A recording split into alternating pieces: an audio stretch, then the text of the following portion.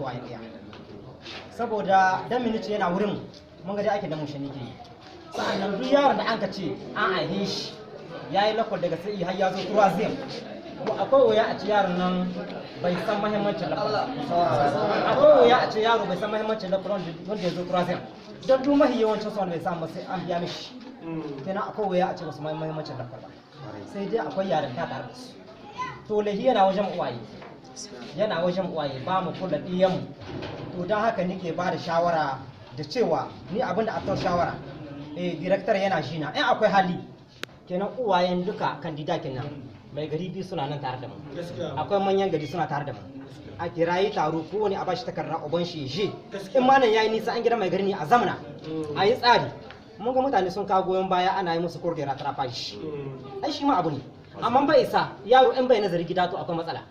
ban san ba ko suna travaux de group a tsara su group na aiki don duk wani bi karatu bai biyan bukata sai ana yi ana wasa kwalwa kenan a tsara su a yi travaux de group gida in suna yi uwaye a kirai su a yi musu bayani a zamana da su ko in ba a so gare su amma muna fata a ce birman aikin naku ya yi kyau kwarai saboda kuna cikin hali na gari idan muka tuna baya cewa da bara ina shi turuwaziyam yaro 70 da wani abu a cikin aji daya to yanzu 33 ne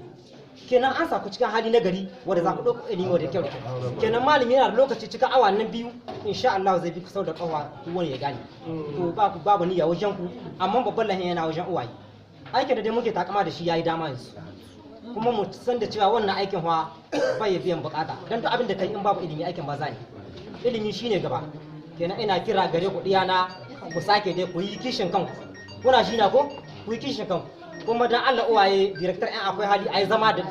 wanda ya da kandida a zama da shi a cikin mataki ko ba kandida ko ba kandida ma ana